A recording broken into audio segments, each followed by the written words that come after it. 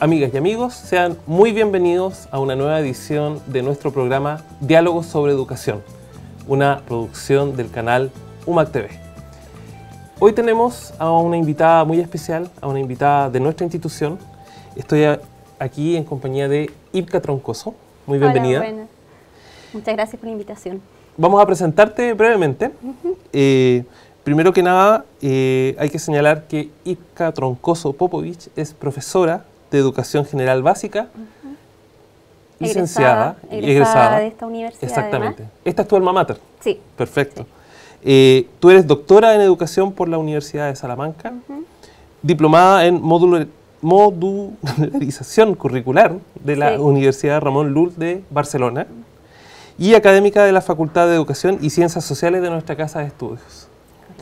Ipka, en primer lugar me gustaría preguntarte por tu historia personal, cómo te vinculas a la educación, cómo nace la vocación que finalmente se ha materializado en 17 años de, no de profesión, pero sí de carrera dentro de nuestra casa de estudios. Cuéntanos un poco.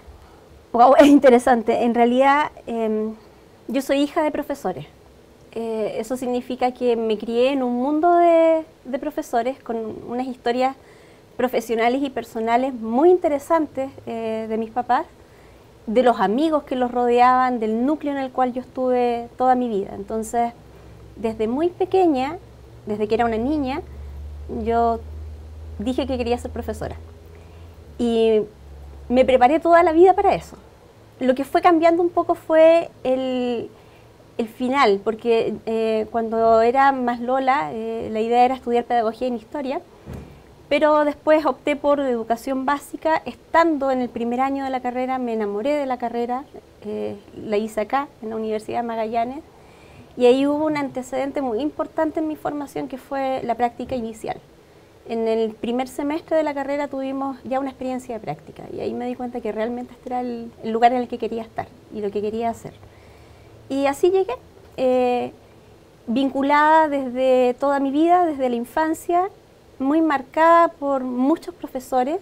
Yo veo en mí la huella de mis padres, que fueron mis primeros educadores en todo el sentido, o sea, como padres, pero también como profesores.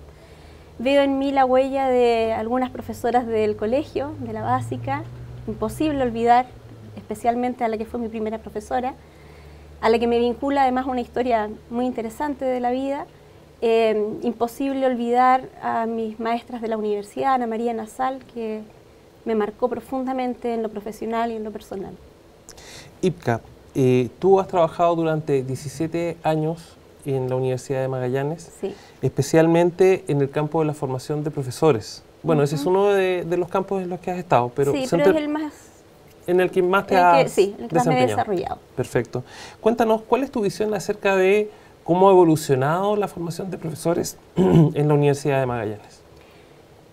En realidad puedo hablar de los 17 años en los que he estado trabajando como profesora acá en la universidad, pero también un poco desde la formación que yo tuve hace ya muchos años.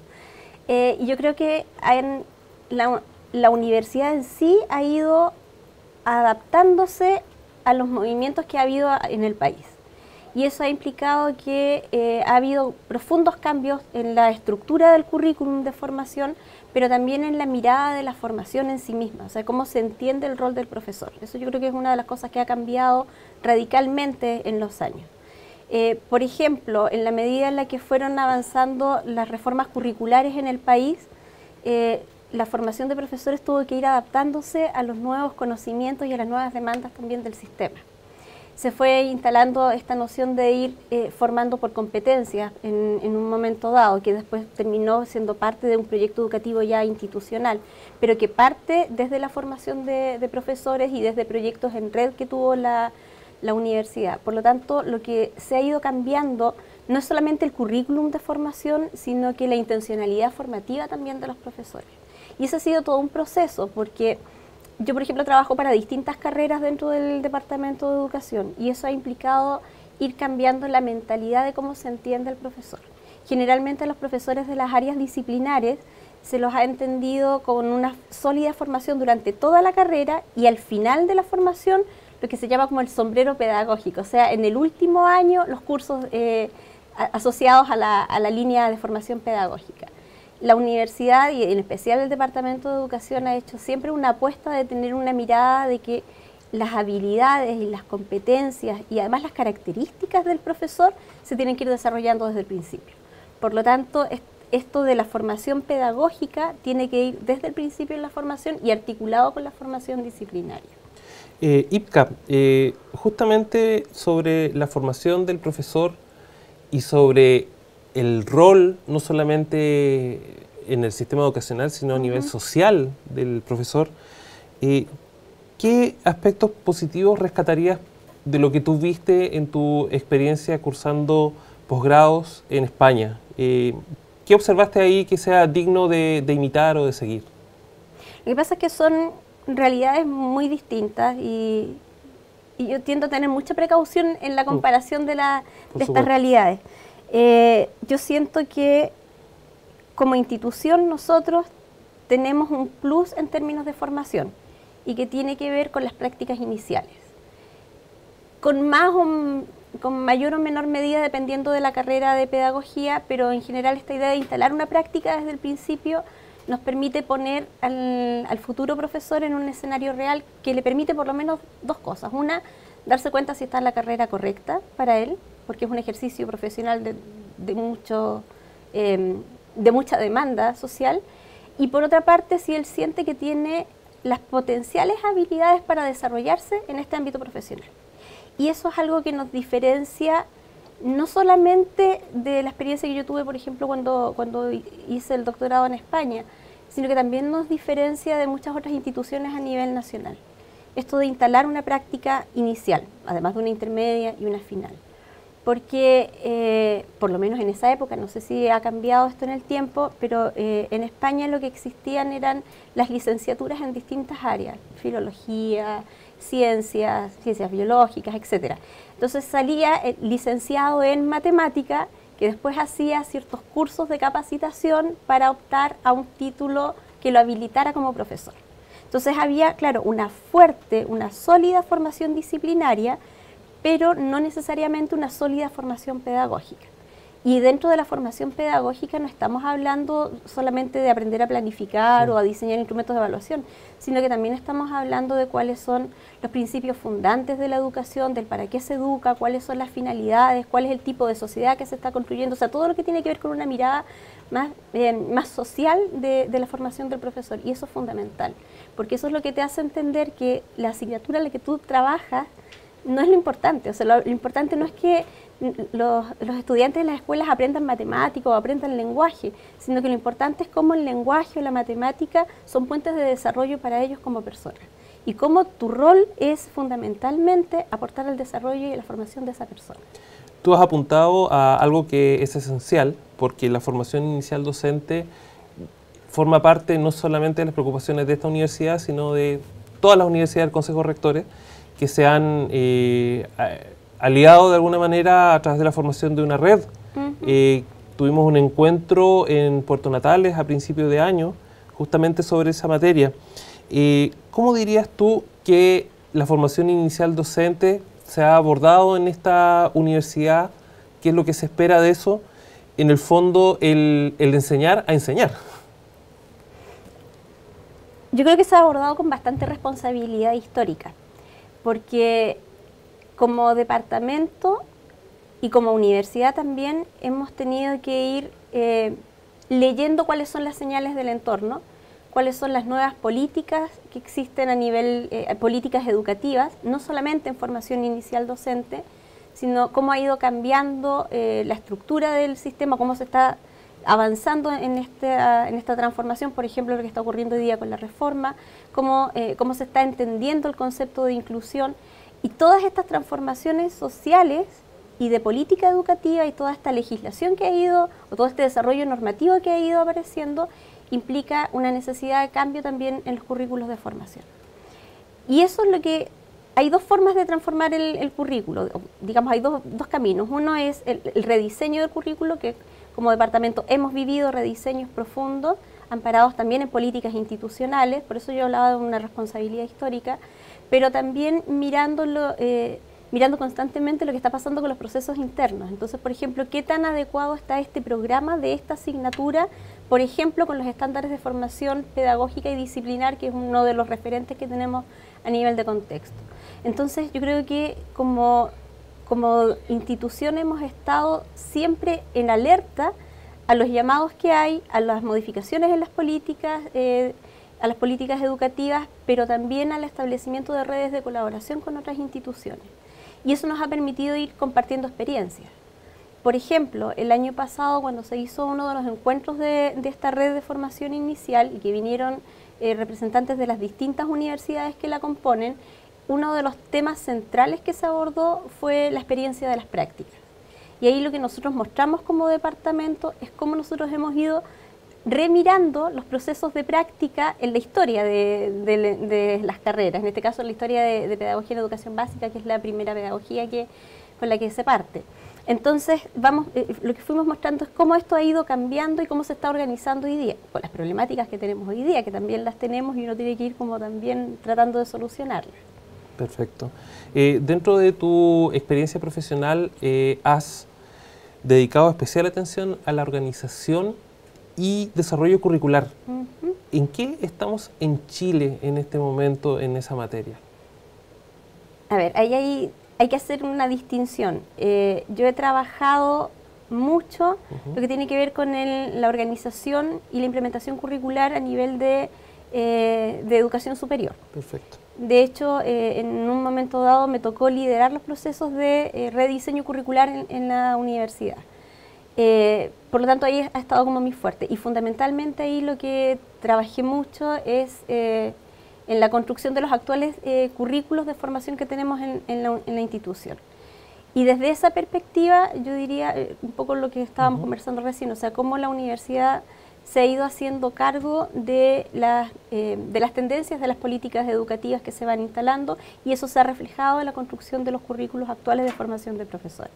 Eso por una línea. Pero por otra línea está todo lo que tiene que ver con el currículum escolar. Y ahí, por ejemplo, lo que yo trabajo una de las asignaturas que yo trabajo tiene que ver justamente con currículum. Y ahí lo que aprenden los alumnos es a leer el currículum que está instalado en las escuelas. O sea, qué es lo que se espera que aprendan los niños y jóvenes en las escuelas. ¿Cuál es el sentido que tiene una determinada asignatura? ¿Por qué se aprende educación física? ¿Por qué está esta asignatura en el currículum de formación de los niños y jóvenes? ¿Por qué está el lenguaje? ¿Cómo se diseña una clase? ¿Cómo se implementa una clase? Pero cómo eso se hace en función de determinados criterios y principios de corte, por ejemplo, constructivista, o con determinados principios que fundamenten la decisión del profesor. Entonces esas son como las dos líneas de currículo en las que he estado trabajando. Perfecto. IPCA, la Universidad de Magallanes el año pasado implementó un observatorio de prácticas pedagógicas y políticas educacionales. Tú eres parte de ese observatorio. Sí. ¿Puedes resumirnos cuál ha sido su labor hasta el momento? La mía personal dentro del observatorio. Y en general del observatorio. Porque el observatorio nace frente a una necesidad que veníamos detectando hace tiempo de institucionalizar la investigación educativa dentro del departamento y de formalizarla. Y ahí se genera este grupo en el que hemos estado trabajando durante este año y medio. A poco andar nos hicimos cargo de un proyecto macro, un convenio marco, en el cual lo que se nos pedía era un diagnóstico profundo sobre la formación inicial docente en la Universidad de Magallanes, para, en función de este diagnóstico, entonces levantar una propuesta de mejora. Y ahí lo que hicimos es distribuirnos por áreas, en las cuales nos hicimos cargo de distintas dimensiones de la formación. Entonces, por ejemplo, en mi caso, yo me hice cargo de todo lo que tenía que ver con el currículum de formación de los profesores, pero desde la lectura del currículum escolar, que era lo que te conversaba hace un momento. Que además es un organismo vivo el currículum, está siempre modificándose. Entonces, ahí lo que hicimos, por ejemplo, fue analizar todos y cada uno de los programas de asignaturas que hay en la formación de profesores acá en la Universidad de Magallanes, en función de los actuales requerimientos de políticas nacionales de aprendizaje. estándares de desempeño, marco para la buena enseñanza, etc. O sea, fue un trabajo realmente titánico, en el cual terminamos con un informe que ya se entregó y que en estos momentos estamos además transformando en un producto investigativo que también queremos presentar. A la par de eso, también hicimos todo un diagnóstico de los procesos de evaluación de formación de profesores. Y eso implica una evaluación del desempeño profesional de nosotros como formadores de formadores, una evaluación de los currículos, del seguimiento y progresión académica de los estudiantes, etc. Y en función de eso, entonces también levantamos ahora un sistema, nosotros lo llamamos Sistema Integrado de Evaluación de la Formación, que esperamos poder oficializarlo pronto. Esas son dos áreas. Hay otro grupo dentro del observatorio que se preocupó de ver todo, de hacer un diagnóstico profundo de infraestructura y recursos didácticos y tecnológicos del aprendizaje, etc. Eso ha sido una de las grandes líneas de trabajo, este diagnóstico. Y lo otro es el levantamiento de líneas de investigación. Y una de esas líneas de investigación tiene que ver con currículo, didáctica e inclusión, que es uno de los grandes referentes que está instalado hoy día en el sistema educativo, no solo por la ley de reforma o la ley de inclusión, sino que fundamentalmente porque es una de las grandes necesidades que existen en el sistema hoy día. Entonces, desde esa perspectiva, lo que yo estoy liderando en estos momentos son dos proyectos de investigación en los cuales estamos viendo la didáctica, o sea, en el fondo, cómo aprenden didáctica los profesores, los futuros profesores, pero además cómo se replica esta didáctica en las escuelas. Pero lo estamos viendo desde dos enfoques, desde la generación de aprendizajes en los alumnos, pero también desde la perspectiva de inclusión. Y dentro de la perspectiva de inclusión, lo que nos preocupa mucho es el tema de migrantes, que es uno de los subproyectos en los que estoy trabajando, y además lo que tiene que ver con perspectiva de género. Perfecto. Ipka, hace poco ustedes como observatorio sostuvieron un encuentro con directores de colegios, sí, tanto establecimientos públicos como particulares subvencionados y privados. ¿Cómo crees tú que valoran ellos la labor de este observatorio y si le ven utilidad, digamos, a la labor de investigación aplicada al sistema educativo magallánico, por así decirlo? Yo creo que nosotros estamos recién en una etapa de empezar a proyectar el trabajo que estamos haciendo. O sea, llevamos 1 año y medio trabajando en un trabajo sumamente exhaustivo, en el cual, por ejemplo, un grupo dentro del observatorio hizo una caracterización de los estudiantes de Magallanes inmensa, o sea, y además una caracterización de los profesores que trabajan en Magallanes. Y cuando digo Magallanes me refiero a todos los profesores de la región, o sea, fue un trabajo bastante exhaustivo. Con intervención de sociólogos. Con intervención, claro. En este grupo trabajan 2 sociólogos y ellos fueron los que lideraron esa línea de investigación. Ahora, eso implicó ya un acercamiento hacia los establecimientos y después de eso se han hecho varios encuentros en los cuales se han socializado los resultados. Además de eso también estamos trabajando en la elaboración de artículos para publicación, porque la idea también es ir potenciando esa línea. Entonces yo creo que recién ahora las escuelas están viendo, y los directores en particular, están viendo el trabajo del observatorio. Y este encuentro que tuvimos hace poco menos de un mes, yo diría que fue como una de las primeras instancias formales en las cuales invitamos y convocamos desde el observatorio a los directores. Quizás es muy pronto para hacer una estimación de la valoración que ellos tienen de nuestro trabajo, pero lo que sí nos quedó claro en ese momento y en otro encuentro que tuvimos acá con estudiantes también, estudiantes de tercero y cuarto año medio, es que están viendo que se están haciendo o se están coordinando acciones desde acá, pero que no tienen una perspectiva encapsulada, es decir, no es un trabajo a puerta cerrada, sino que es un trabajo que busca proyectarse a la comunidad. Y en eso estamos, pero estamos recién partiendo. De hecho, en esta última reunión que tuvimos con directores, justamente lo que hicimos fue plantearles cuáles son los requerimientos investigativos que ellos ven, porque la idea no es investigar solamente desde la lógica de la academia, sino que la idea que tenemos es investigar desde las necesidades reales y concretas que existen en la escuela para aportar desde ahí. Entendiendo, sí, que no siempre esas temáticas investigativas que para las escuelas son sumamente relevantes, necesariamente van a terminar, por ejemplo, en una publicación indexada. pero sí van a terminar en un producto que les va a poder dar luces de una problemática que ellos tienen como escuela.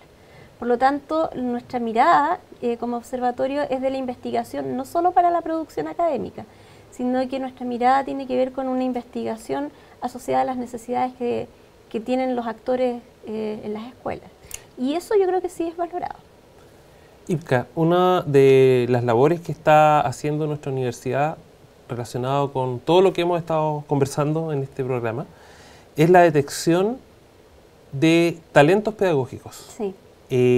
Nosotros hemos dado comienzo a una escuela de talentos pedagógicos llamada ETAPE, ¿no es cierto? Es la sigla, en donde alumnos de cuarto y tercero medio a lo largo de este año van a comenzar, digamos, un curso introductorio a la pedagogía.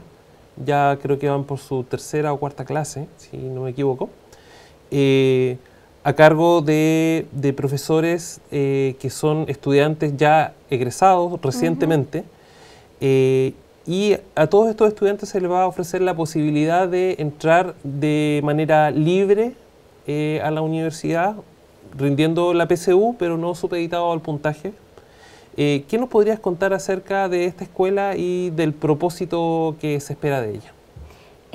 A ver, el ETAPE o la Escuela de Talento Pedagógico responde a una estrategia del departamento en el contexto de un proyecto institucional también, que lo que busca es no solamente aumentar la matrícula de las carreras de pedagogía, sino que orientar a los estudiantes de los colegios para que ingresen sabiendo a qué ingresan dentro de una carrera de pedagogía, porque los alumnos a veces postulan sin saber realmente lo que están postulando, y cualquier carrera de pedagogía tiene una connotación bastante distinta en términos de la apuesta social a la que conlleva respecto a la demanda de trabajo que le trae el profesor, etc. Entonces eso implica también una formación y una información distinta.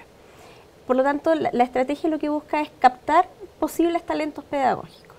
Y dentro de este proyecto entonces nace el ETAPE, que además se hace cargo de o sea, no es que se haga cargo, sino que además responde a uno de los requerimientos legales para la postulación a las carreras de pedagogía.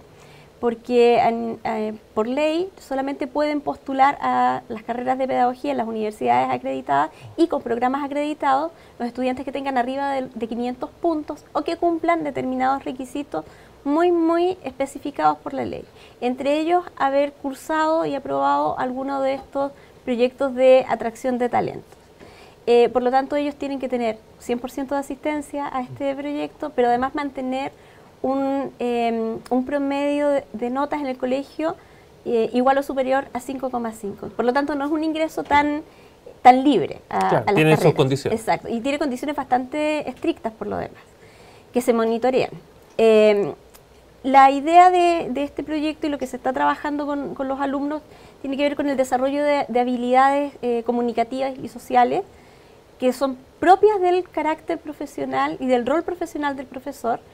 También tiene que ver con el desarrollo de pensamiento abstracto, que está muy asociado a lo que es el módulo de matemática y de pensamiento lógico que está instalado en este programa, y un módulo que tiene que ver justamente con el desarrollo de, bueno, lo han llamado vocación de profesor, pero que tiene que ver justamente con entender cuál es el rol del profesor, qué implica ser profesor, que no es tan fácil como muchos piensan, al contrario, es bastante demandante, muy gratificante, pero tremendamente demandante, entender cuál es el contexto en el que se desenvuelve un profesor, entender que el contexto regional es distinto al contexto nacional en términos de problemáticas, en términos de necesidades educativas, en términos de demandas al sistema, etc. Y para eso también se ha diseñado un curso. Lo que busca es acompañarlos en este tránsito a ingresar a una carrera de pedagogía.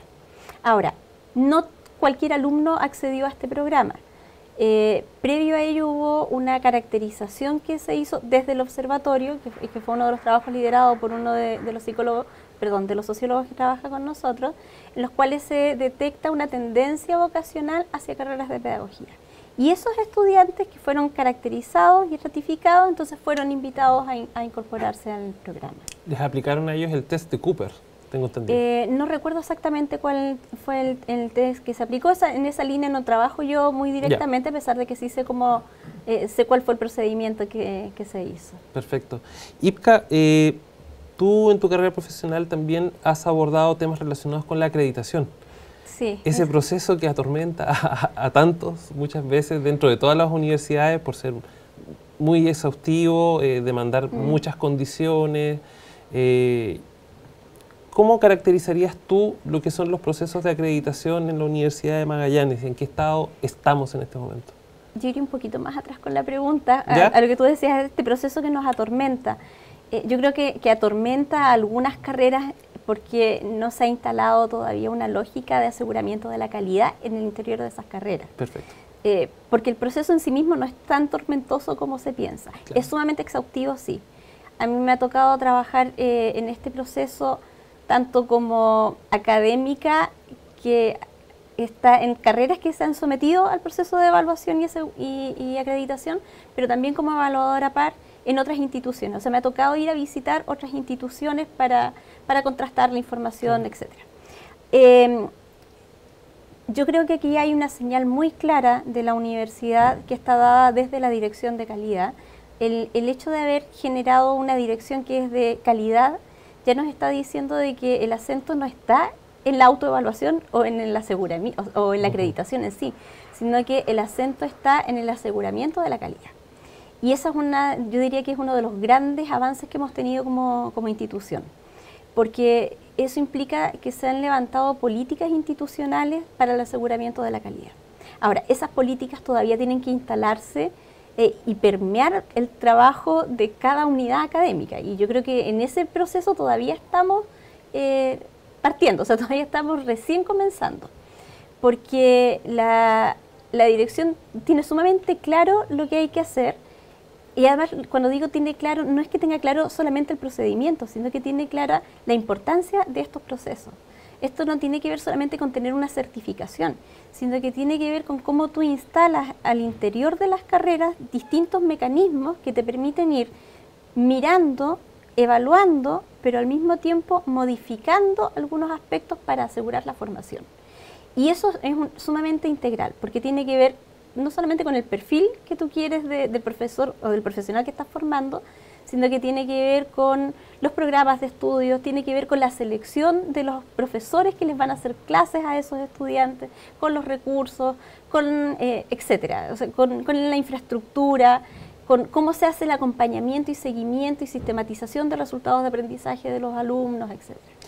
Y eso se ha hecho complejo porque no necesariamente las unidades tienen una mirada o una cultura autoevaluativa. Entonces todavía se sigue pensando que la acreditación es una evaluación externa, cuando estos procesos tienen que ver con una maduración interna, pero también de transformaciones concretas y al levantamiento de planes de mejora que tú puedas ir implementando en el tiempo, pero para ir justamente solucionando las problemáticas que se detectan en estos procesos de evaluación. Perfecto. Ipka, para ir cerrando esta interesante conversación, todos sabemos de que la reforma educacional que se está llevando a cabo en este país es un tema muy grande que involucra a muchos actores y nuestra universidad es un actor más. ¿Cómo crees tú de que esta universidad, desde su posición regional en el confín del mundo, puede colaborar al éxito de esa reforma? Yo creo que como institución estamos colaborando en distintas cosas, pero yo diría que aquí tiene que ver con el núcleo de la reforma. Esta reforma está pensada desde la inclusión y la inclusión está pensada en la transformación de una sociedad que es altamente segregadora, para llegar a una sociedad en la cual existen igualdades de oportunidades, no necesariamente igualdad de condiciones para todos, pero sí igualdad de oportunidades. Y eso es lo que está buscando esto, y eso tiene que ver con una transformación paradigmática. Y ese es el núcleo que tiene que tener no solamente esta, sino que cualquier universidad que se declare estatal. Porque una universidad estatal tiene su acento en la inclusión de todas las miradas, de todos los paradigmas, de todas las formas de pensar. Eso es una universidad que es pública y además laica como se declara nuestra institución. Entonces ya desde esa definición hay un aporte.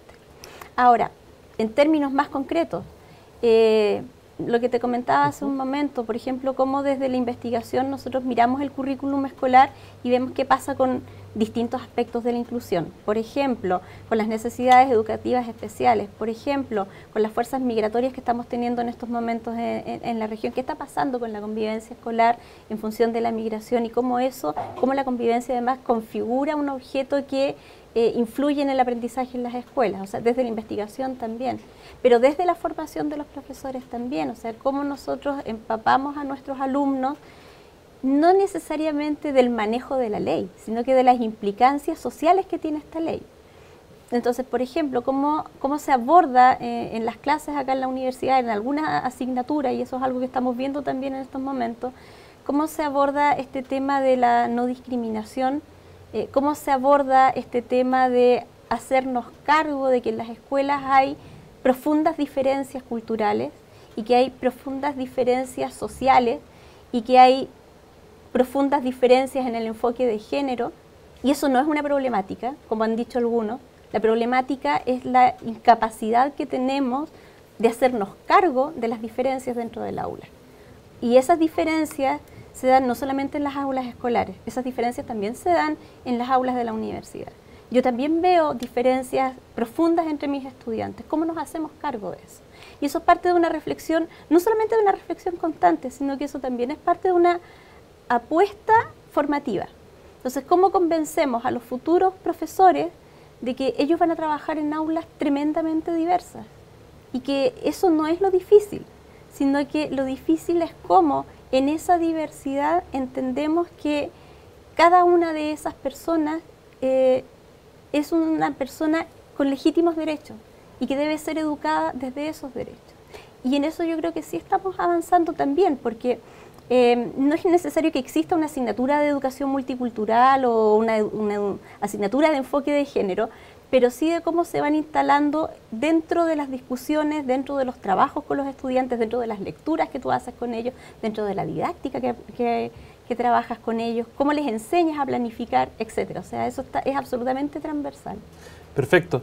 Bueno, en resumen, la educación nos brinda un camino y lo que acabas de señalar tú es el entender de que la diversidad es fortaleza, no debilidad de una sociedad. Yo soy una firme convencida de eso, no solamente de que la diversidad es una fortaleza, sino que es la diversidad la que educa, no la singularidad.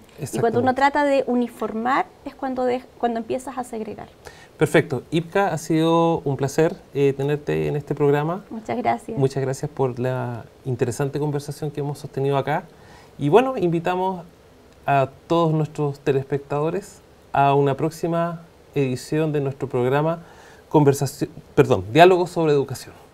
Muchas gracias y nos vemos pronto.